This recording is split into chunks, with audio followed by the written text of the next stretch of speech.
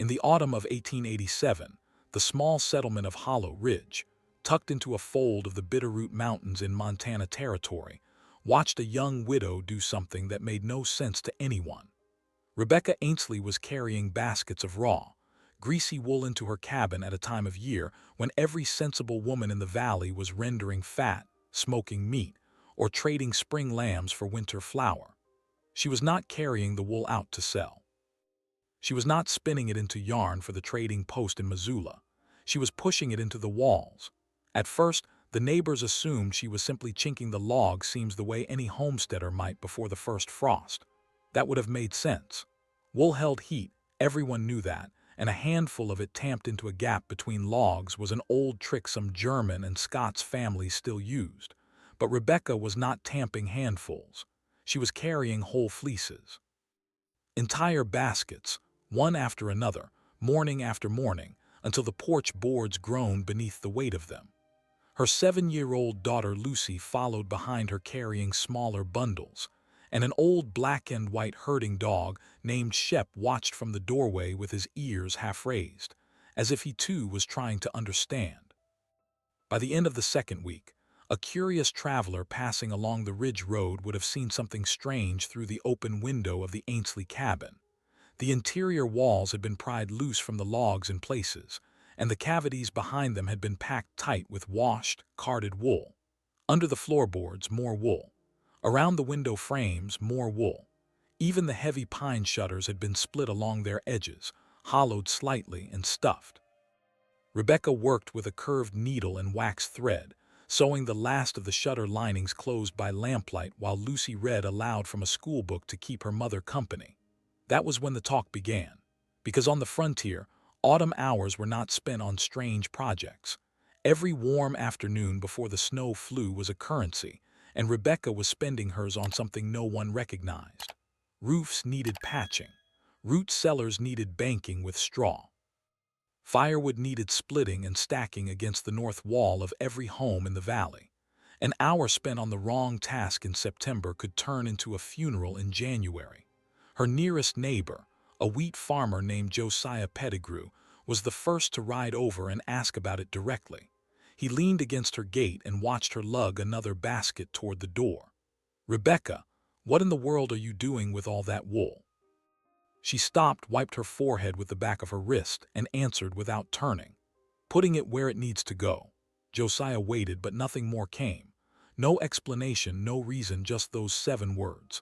He looked at the basket, then at the walls of her cabin, and rode away shaking his head.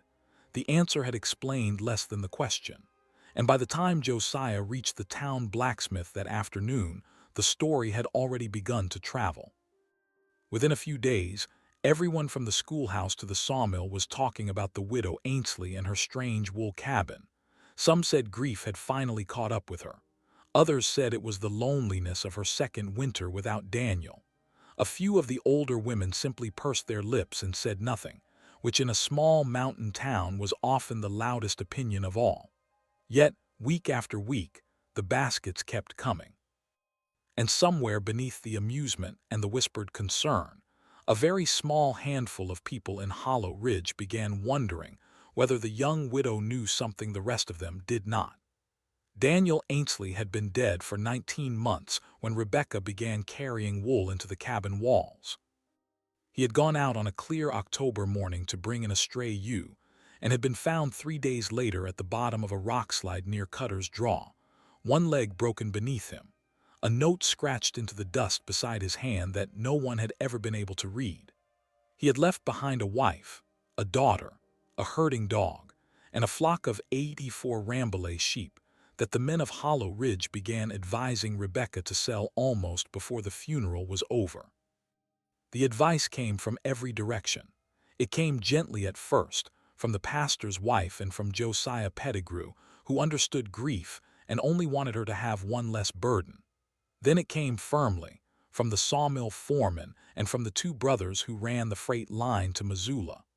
A woman alone could not shepherd 84 head through a Bitterroot winter, they said. She would lose half the flock to wolves and the other half to cold, and by spring she would have nothing left but debt and a broken heart. Better to sell them now, take the price while it was fair, and used the money to see herself and Lucy through until the girl was grown. The most persistent voice belonged to Cornelius Whitfield, who ran the small bank in Hollow Ridge and held a note against a portion of the Ainsley homestead. Whitfield was not a cruel man. He was a careful one, and careful men on the frontier tended to see the world through columns of numbers. Every visit he made to the cabin ended the same way, with his hat in his hands and his voice lowered to the tone men use when they believe they are being kind. "The flock, Mrs. Ainsley. It is time to talk about the flock." He had a buyer waiting in Butte. He had a fair price already negotiated. All she needed to do was sign. Rebecca thanked him each time, offered him coffee if the pot was on, and did not sign. By the second summer after Daniel's death, the pressure had grown heavier. Whitfield began arriving with paperwork already drawn up. He would set the papers on the kitchen table and place a pen beside them, as if the sight alone would move her. Once he had brought his own son with him, a thin boy of 11 named Thomas, who sat quietly on the porch step and stared at the sheep in the far pasture with a kind of wonder Rebecca recognized. She had given the boy a cup of cold buttermilk and sent him home with a small square of honeycomb wrapped in cloth. His father had watched the exchange without comment and had ridden away with the papers unsigned once again. What none of them knew, because Rebecca had never spoken of it aloud, was that Daniel's mother had come from a village in the Scottish borders where every cottage had been built the same way for 200 years. Wool in the walls, wool beneath the floors, wool sewn into the linings of shutters and doors. The old woman had spoken of it once, on a long winter evening in Pennsylvania when Rebecca was a young bride, and the memory had returned to her in the second spring after Daniel's death with the force of a hand on her shoulder. She had begun planning it that April. She had spent the summer washing fleeces in the creek behind the cabin, carding them on a wooden paddle, laying them out to dry on canvas sheets stretched between the aspens. And now, in the cool, bright afternoons of October, she was finally putting the summer's work where it belonged. Not into blankets, not into coats, into the walls that stood between her daughter and the coming dark. By the middle of October, the interior of the Ainsley cabin had begun to change in ways that a visitor could feel before they could see. The air inside stayed warmer in the evenings than it had any right to, even before the stove was lit. The floorboards no longer whispered cold up through the soles of boots on frosty mornings. The heavy pine door, which Daniel had hung himself the summer before he died, no longer rattled in its frame when the wind came down off the ridge. Rebecca had lined its inner face with a quilted panel of wool sewn beneath a layer of unbleached muslin, and the whole door now closed with the soft, muffled sound of a book being shut. Lucy had questions about all of it. She was 7 years old and old enough to notice that other children's mothers were not doing what her mother was doing. "Why are we putting wool everywhere, Mama?" Rebecca answered the way her own mother-in-law had once answered her, without lecture, without ceremony. "Because cold finds the walls, Lucy. If we give it something else to find first, it leaves us alone." The girl thought about that for a long moment, then went back to sorting fleeces by the door with the seriousness of a small clerk. It was during that same week that Rebecca opened the cedar chest at the foot of her bed and took out the last thing in the world anyone would have expected her to touch: her wedding trousseau. 9 years earlier, in the Pennsylvania farmhouse where she had grown up, her mother and 2 aunts had spent an entire winter preparing it. A woven wool coverlet dyed pale blue with indigo, a pair of long merino shawls with fringed ends, a christening blanket that had never been used because Rebecca had lost the child before it could be born, and a second, smaller blanket that had wrapped Lucy for the first 6 months of her life. All of it fine wool, all of it clean, soft, and warm. She laid the pieces out on the kitchen table one at a time. Lucy watched from across the room without speaking. Even Shep, who normally paid little attention to household work, rose from his place by the stove and came to stand beside her, his gray muzzle almost touching the edge of the table. Rebecca ran her hand across the blue coverlet, over the fringe of the shawls, along the soft nap of the christening blanket. Then she picked up her shears. She did not cut the christening blanket. She folded it carefully and returned it to the chest. Everything else she began to take apart, seam by seam, thread by thread, unraveling the wool back into the raw fiber it had once been. The work took her 3 long evenings. When she was finished, she had a basket full of pale blue and undyed roving that smelled faintly of cedar, and of a house she had not seen in almost a decade. That wool went into the north wall, the wall that faced the ridge and took the worst of every winter storm. Rebecca packed it in with her bare hands, pressing it deep into the cavity between the outer logs and the interior planking, tamping it firm but not tight, leaving the countless small air pockets that made wool do what wool did. She worked slowly that evening, and more than once she paused with her hand still against the wall, as if she were speaking to someone the room could not see. Lucy did not ask what she was doing. Some things a 7-year-old girl already understood without needing them explained. By the time the north wall was finished, the last of the trousseau was gone, and outside, the aspens along the creek had turned the color of hammered copper, and the first hard frost was only nights away. The first hard frost came on the 29th of October, and with it came Cornelius Whitfield, riding up the wagon track from town with his coat buttoned to the throat and his breath showing in the morning air. He was not alone this time. Behind him, on a smaller horse, rode a man Rebecca did not recognize, a stout gentleman in a good wool overcoat with a leather satchel resting across his lap. The buyer from Butte had come to see the flock in person. Rebecca met them at the gate with her sleeves rolled to the elbows and bits of wool still clinging to her apron. Whitfield introduced the stranger, a Mr. Halloran, and explained with the practiced patience of a man who had rehearsed the words on the ride out that Mr. Halloran had come a long distance and would only need to look the animals over briefly before finalizing terms. The price, Whitfield added, had been raised. It was now more than fair.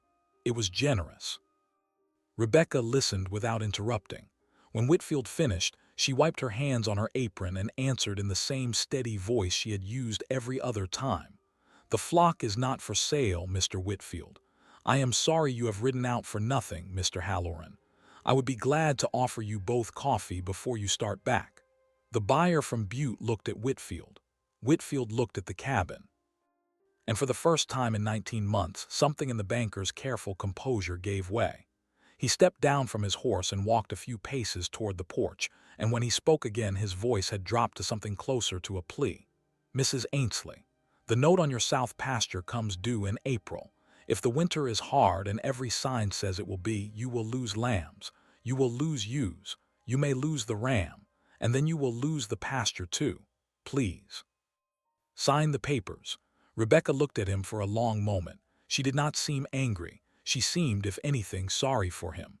"April is a long way from October, Mr. Whitfield. Let the winter come first. Then we will see who has lost what."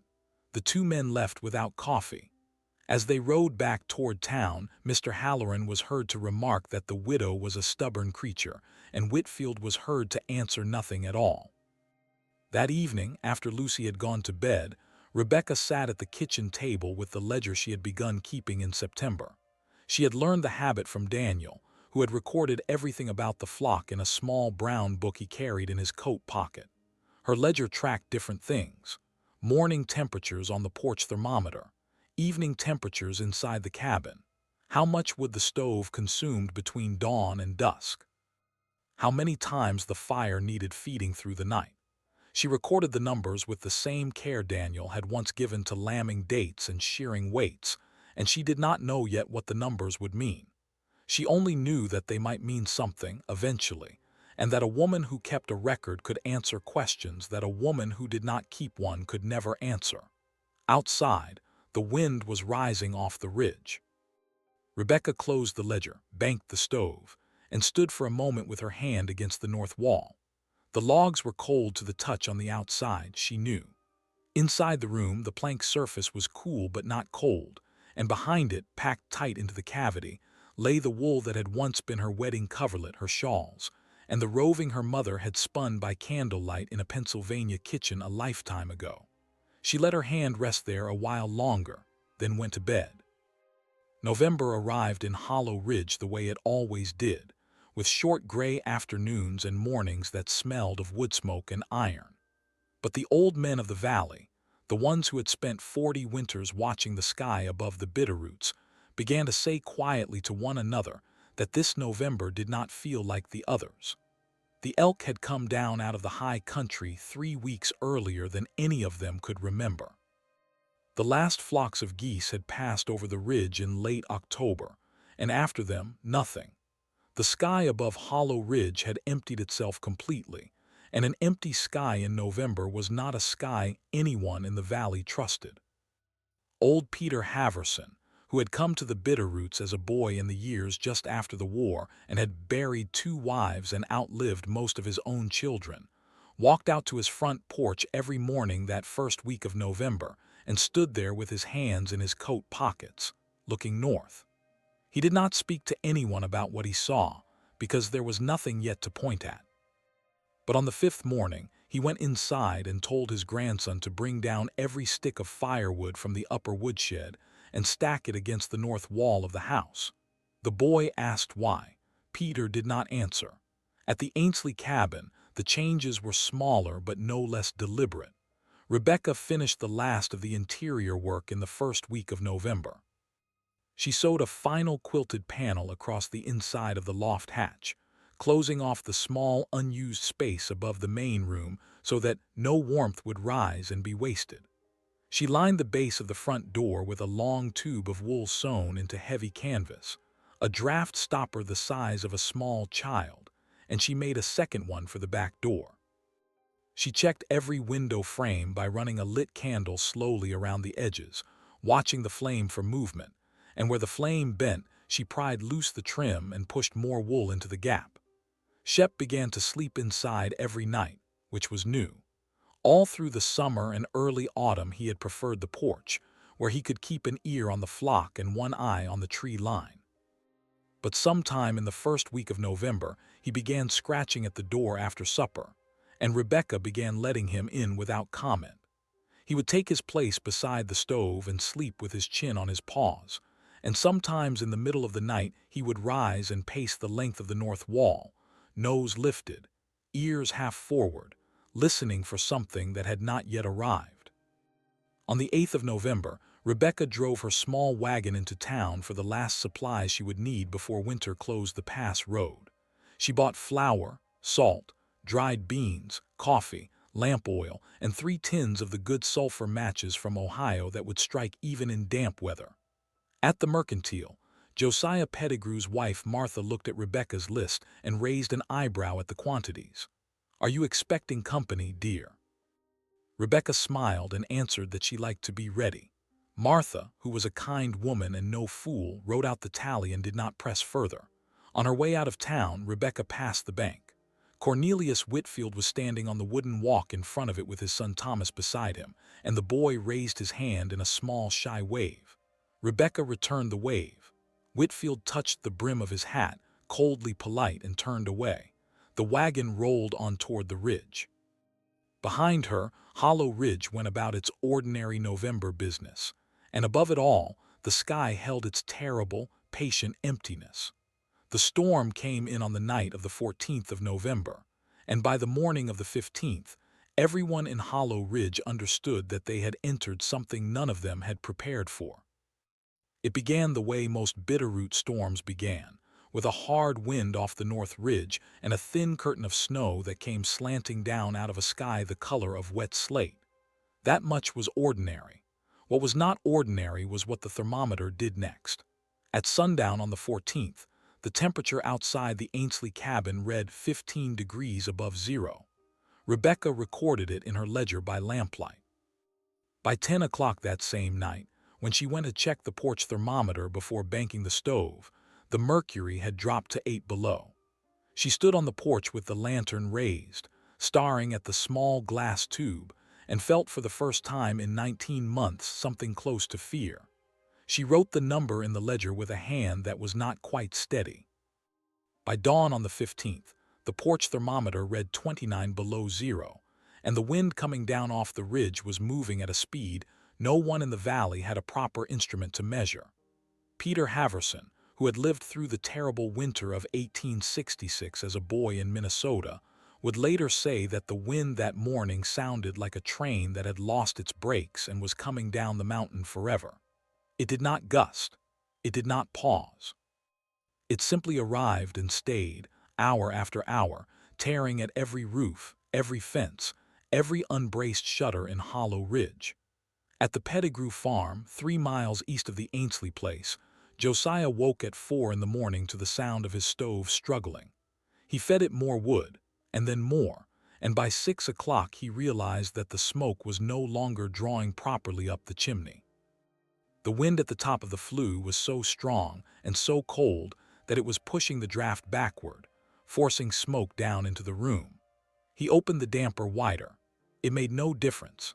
His wife Martha wrapped their 2 youngest children in every blanket in the house and moved them to the small alcove nearest the stove, and Josiah spent the rest of the morning tending a fire that produced heat but could not hold it against the walls.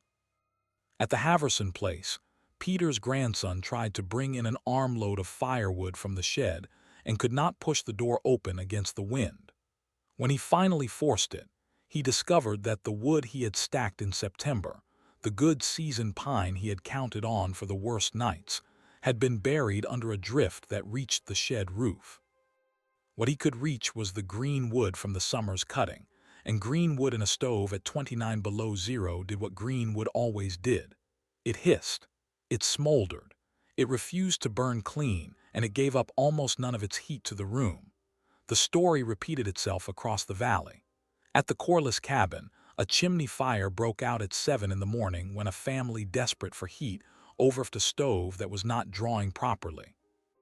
At the Bergstrom place, a window shutter tore loose in the wind and shattered the glass behind it, and the family spent 2 hours nailing a wool blanket across the opening, while the room behind them dropped below freezing.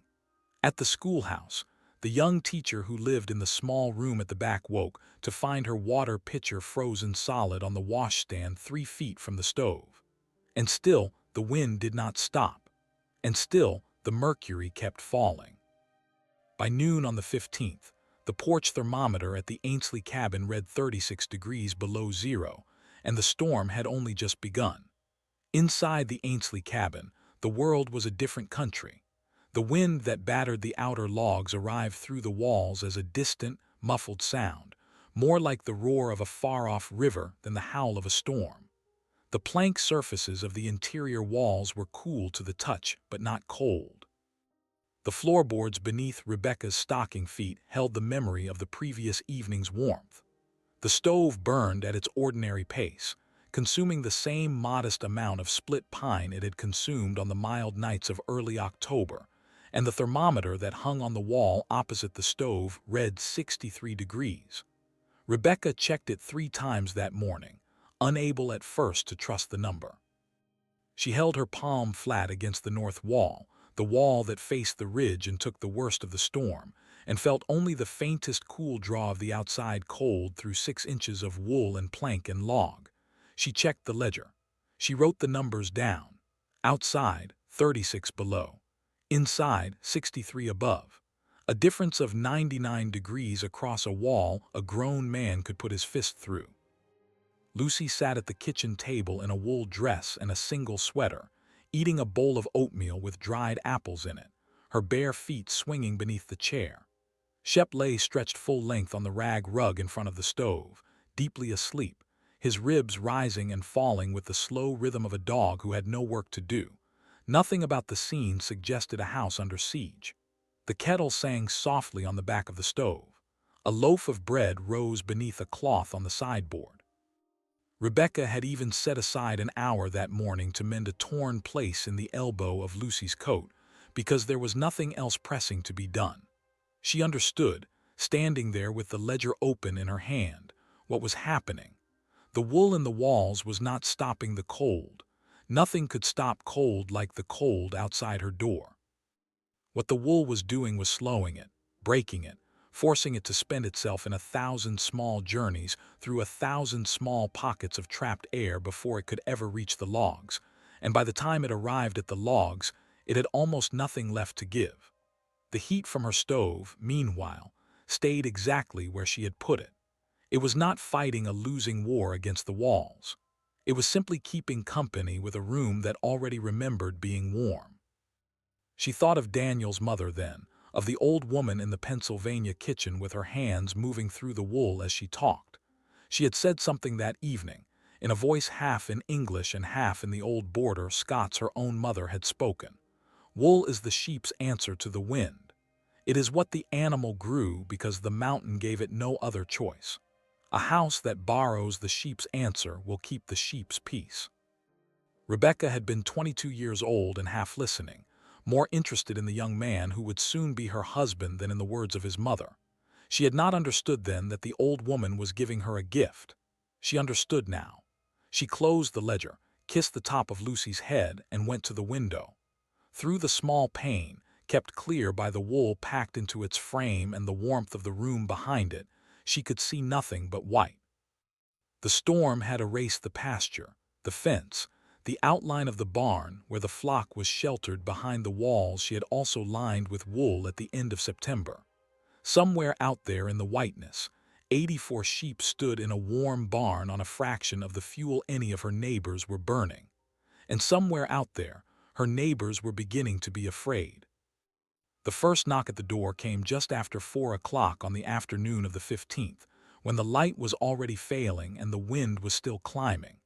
Rebecca opened the door to find Josiah Pettigrew standing on the porch with his coat frozen stiff and ice caked in his beard, holding his youngest daughter against his chest inside the folds of his coat. The girl was 4 years old. Her name was Ellen. Her lips were the color of a bruise, and she was not crying, which frightened Josiah more than anything else that had happened that day. Rebecca did not ask a single question. She stepped aside, took the child from him, and carried her to the rag rug in front of the stove where Shep was already moving over to make room. Josiah stood in the doorway a moment longer, unable to speak, and then he told her in a broken voice that his stove was drafting backward and Martha was at home with the 2 boys and he did not know what to do. "Bring them," Rebecca said. "Bring all of them. Now, Josiah, go." He went. He was back within the hour with his wagon and his family, and by the time he arrived a second family was already coming up the wagon track behind him, the Bergstroms from the next farm over, their broken shutter having finally defeated them. By nightfall on the 15th there were 14 people inside the Ainsley cabin, 9 of them children. By the morning of the 16th there were 21. By the evening of the 16th there were 29. 19 children slept on Rebecca's floor that second night. She had counted them twice while they arranged themselves on quilts and folded coats, and Lucy had helped her count, moving from small body to small body with the seriousness of a shepherd. 4 elders slept in the 2 beds and on the settle by the stove. Peter Haverson was one of them. He had come in on the arm of his grandson at dusk, his face gray with cold, and he had said almost nothing since. But when Rebecca had pressed a cup of hot broth into his hands, he had looked around the warm room at the sleeping children and the wool-lined walls and the steady soft burn of the stove, and he had said one thing only, in a voice that was almost a whisper. "Your husband's mother taught you this." Rebecca had nodded, and the old man had closed his eyes. The parents did not stay. That was the arrangement that formed itself without any of them having to speak it aloud. The children and the old people stayed at the Ainsley cabin, safe and warm, and the parents shuttled back and forth through the storm on horseback and on foot, carrying supplies, tending stoves in the abandoned homes so the pipes would not burst, feeding the livestock that could still be fed. Rebecca gave them wool. She pulled it out of the small remaining reserve in her spinning basket and pressed it into their hands to line their coats and wrap around their faces before they went back out into the wind. Josiah Pettigrew rode home 3 times in 20 hours with wool sewn into the crown of his hat and packed inside his boots, and later he would say that it was the only reason his ears were still attached to his head come spring. Rebecca did not sleep on the night of the 16th. She sat in the rocking chair by the stove with a cup of coffee gone cold in her hands and watched the room breathe. The 19 children rose and fell in the lamplight like a small quiet sea. Shep moved among them, stepping carefully over outstretched arms and small booted feet, and settled at last beside a boy of 6 who had cried himself to sleep missing his mother. The storm outside went on and on. Inside, the wool held. The third knock came at nearly midnight on the 17th of November, and it was so faint that Rebecca almost missed it beneath the sound of the wind. She had risen to add a log to the stove when she heard it, a soft, uneven thud against the front door, not the knock of a man's fist but of a man's shoulder. She crossed the room quickly, unlatched the door, and pulled it open against the roar of the storm. Cornelius Whitfield stood on the porch. His overcoat was frozen white to the shoulders, and his face beneath the brim of his hat was the color of tallow. In his arms he carried his son Thomas, the thin boy of 11 who had once sat on her porch step drinking buttermilk. The boy's head hung back against his father's arm. His eyes were half open and unfocused. His right hand, dangling free of the coat his father had wrapped around him, was the terrible waxen white of deep frostbite from the wrist to the fingertips. Whitfield tried to speak and could not. He tried a second time, Mrs. Ainsley. His voice cracked on her name. The bank stove. It would not draw. We tried everything. My wife is at her sister's in Missoula. I did not know where else. I did not know where else to go. Rebecca took the boy from him without a word. She carried Thomas to the settle near the stove, and Peter Haverson, who had been dozing there, rose stiffly and moved aside to make room. She called Lucy to bring the tin basin from the shelf, and she called for Martha Pettigrew, who had come back from her own cabin an hour earlier, to fill it with water that was cool, not hot, because hot water on frostbitten flesh was a mistake that cost people their fingers. She worked the boy's frozen coat and shirt away from his body with the calm hands of a woman who had once nursed a husband through pneumonia and a daughter through scarlet fever, and she spoke to him softly the whole time, telling him he was safe now, telling him his father was here, telling him he could sleep in a little while but not quite yet. Cornelius Whitfield stood in the middle of the room with his hat still in his hands and watched her. He did not sit down. He did not seem to know he was allowed to sit down. Around him, 19 children slept in the warm lamplight on quilts and folded coats. The wool-lined walls held back the wind. The thermometer opposite the stove read 61 degrees. And on the settle, his son was slowly beginning to feel his hand again, and to cry, which was the sound Rebecca had been waiting to hear. She warmed the water 3 times as the boy's hand came back to him. And when the color had returned to his fingers and the worst of the danger had passed, she went to the cedar chest at the foot of her bed and opened it. Inside, folded exactly as she had left it a month before, lay the christening blanket, the last piece of her wedding trousseau, the one thing she had not been able to bring herself to cut apart. She carried it back to the settle and wrapped it around Thomas Whitfield's shoulders, and she tucked the soft folds around his injured hand with the care of a woman wrapping her own child. Cornelius Whitfield saw the blanket. He saw the fine wool of it, the pale blue border, the small embroidered initials of a woman's married name worked into one corner in a hand he did not recognize but understood. He looked at Rebecca. He opened his mouth. And then, in the middle of that warm, crowded room full of sleeping children, the banker of Hollow Ridge sat down heavily on the floor and wept. The storm broke on the morning of the 19th of November, and Hollow Ridge came out into a valley it did not recognize. Snow stood higher than a man's shoulders in the drifts against the north walls. 3 barns had collapsed. The schoolhouse chimney had toppled. 2 horses and 11 head of cattle had been lost across the settlement, and every family in the valley had a story of the hour they thought they would not survive. But every family in the valley had survived. Every child, every elder, every mother and father who had shuttled through the wind for 3 days and 3 nights. The tally, when it was finally made, ran through the settlement like a small, quiet miracle. 29 souls had passed the worst nights of the storm inside the Ainsley cabin. 19 children, 4 elders, 6 adults who had come and gone with supplies. Not one had suffered worse than Thomas Whitfield's frostbitten hand, and the boy would keep every finger, though the smallest would carry a pale mark for the rest of his life to remind him of the night his father had carried him through a blizzard to a widow's door. Cornelius Whitfield did not come back to Rebecca's cabin with paperwork that spring. He came back in the middle of April with his son beside him, and a wagon behind him loaded with cedar shingles, a keg of good nails, and 24 jars of his wife's preserves. He asked, standing in the yard with his hat in his hands the way he had once asked her to sell her flock, whether he might be permitted to help repair the small section of roof the storm had torn from the corner of her barn. Rebecca said he might. He worked beside Josiah Pettigrew and Peter Haverson's grandson for 3 days, and on the last evening before he rode back to town, he handed her an envelope. Inside was the note against the south pasture, marked paid in full in his own careful handwriting, and a second document canceling any claim the bank had ever held against her homestead. He would not look at her when she tried to thank him. He only touched the brim of his hat, climbed into his wagon, and drove away. By the middle of May, something had begun happening in every cabin in the valley. Josiah Pettigrew was the first. He rode out to the Ainsley place one Saturday morning and asked, plainly and without embarrassment, whether Rebecca would sell him enough raw fleece to line the north wall of his home before winter.